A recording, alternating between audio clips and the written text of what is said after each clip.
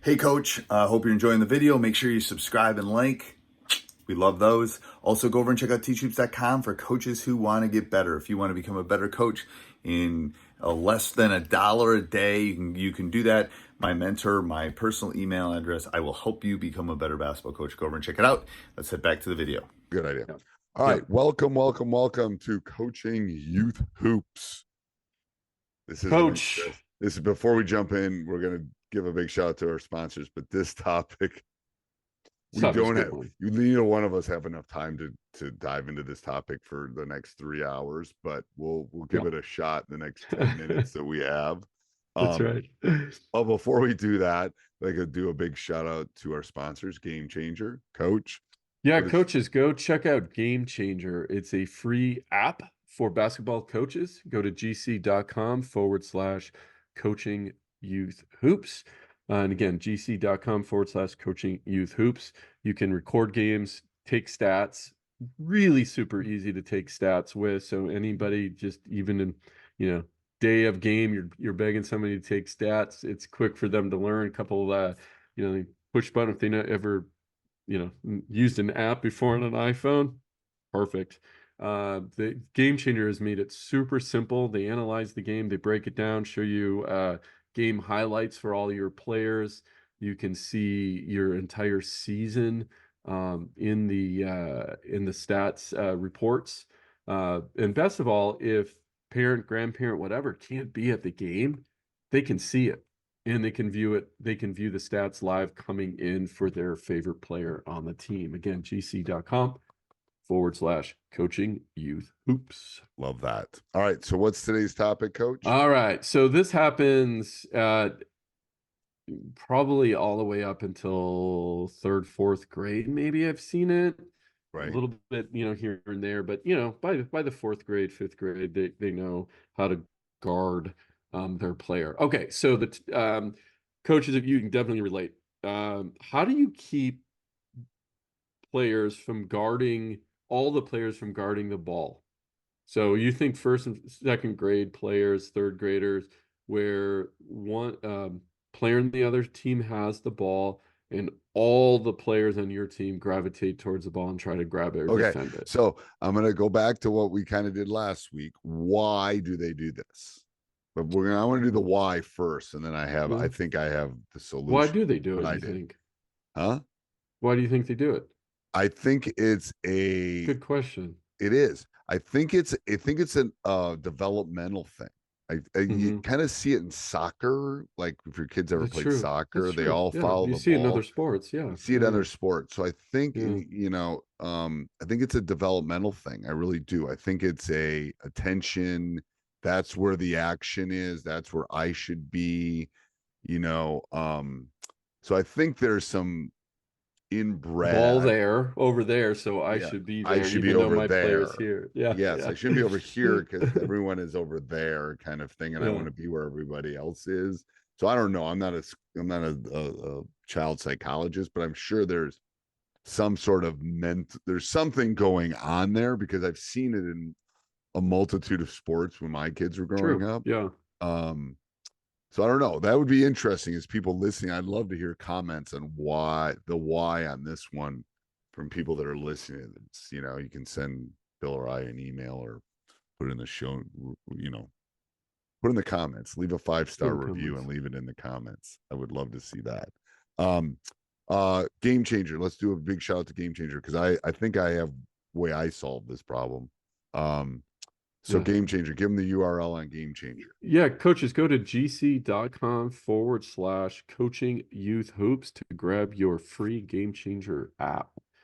If you're coaching basketball, you're going to want this app. One, it's free, but you can keep stats on your players. Is good.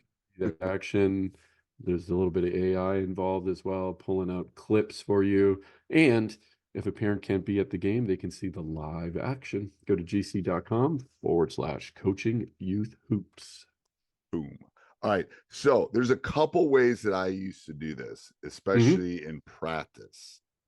I would have 5 different colored pennies, and the reds would guard the red, and the blue would Mm-hmm. guard the blue, and the green would guard the green. And like, they're not that Yeah. expensive. Amazon is not a sponsor, but they're pretty cheap to buy. Yeah. The little pennies you put over the top. So we Yeah. would do that. Then that's the way I would start, because that was pretty easy for them to keep track of. Then it would be the point at the person you're guarding. And then we would play the freeze game where I would freeze, Mm-hmm. point at the person that they were guarding. Yeah. And all of a sudden, Johnny's over at the water fountain guarding the kid that's got the ball, kind of thing. Yeah. So Wristbands is another version of ooh, that I that some like that. coaches Wristbands are a use. good Yeah, they do idea. wristbands. Yeah. And some leagues will do that where they'll match up especially in the younger grades, they'll because it might be a rec league, so they're matching offense and defense. If you can imagine, then each one has a wristband on, and you guard the red, guard the blue. I don't, I like that. Maybe that is the first step in development. I'm not a huge fan of colors and things like that because that's not where that it's as they not, get it's definitely older. not, but from an educational standpoint, you have to Yeah. build the blocks so they Mhm. quickly learn. I know what you're saying. You never play a game like that, Yeah. but I don't think they realize, at least, and again, it's been I think how many years it's been since I've had to coach second graders. But it's almost like they don't know, and you have to teach them that. That's the problem. I hear you. I hear what you're saying. Yeah, and what I may go into maybe a little bit more in depth with them, not I don't talk above them, so to speak, right? At their level of things that they would understand, right? That because if you think about it, basketball is really tough. What's the most important thing in the ball we talk about? Or I just gave the answer. What's the most important thing on the court is the ball, right? Right. Well, okay, coach, if you tell me that, I'm going to go towards the ball. I'm going to stop the ball, right? Right. Well, then, that person throws to your player who's wide open, and then, they score, and then, right? It's like, okay. Plus, you want the offense too to move. Otherwise, there's like 5 people on the ball, and they lose the ball, and then you're just kind of going back and forth up and down the court, and nobody's scoring and trying new things.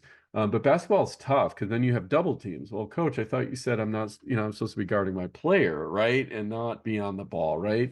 And again, age level appropriate. But if you're just kind of starting this out, the wristbands, the pennies that coach mentioned, and then, just even though they may not get it, it's, what the bigger concept is, we're trying to keep the other team from not scoring, right? And if your player is open, they have a chance of getting the ball, but you also don't need to be glued to them either if the ball. So we kind of talk about this concept of being halfway. I call it 51, but I don't always use that in the and when they're younger. As they get older, I call it 51. Halfway between the ball and the player and one step back, to teach them that help defense, right, is basically what that is, right? Yeah. Right. And we, and that way during the game, I can say, hey, Johnny, 51, 51. And he knows what that means. It means halfway between the ball and one step back. Right.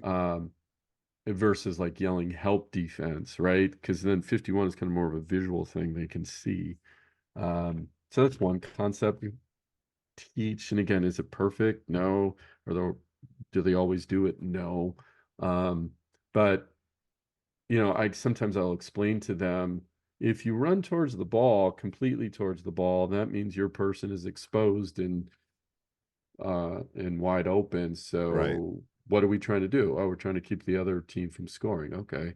Well, there's a better chance that they're going to score if your player is open. So it's hard. It's hard. not easy. It's a hard concept.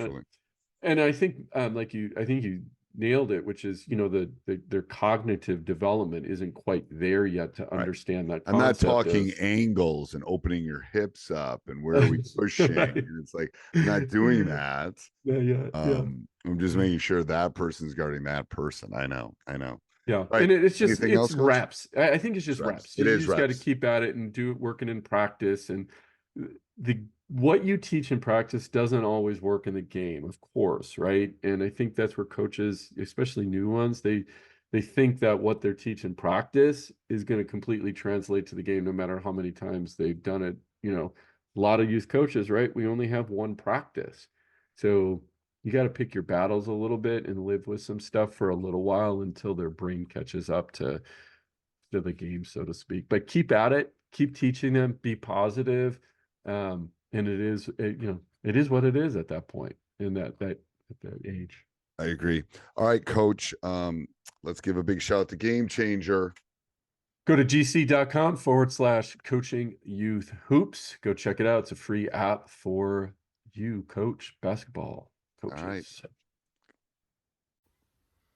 Thanks for watching, Coach. Make sure you go over and check out teachhoops.com for coaches who want to get better. Make sure you subscribe so you get notified every time we come back on. But you will not be disappointed with teachhoops.com. 14-day free trial. Let's go check it out. Have a great day.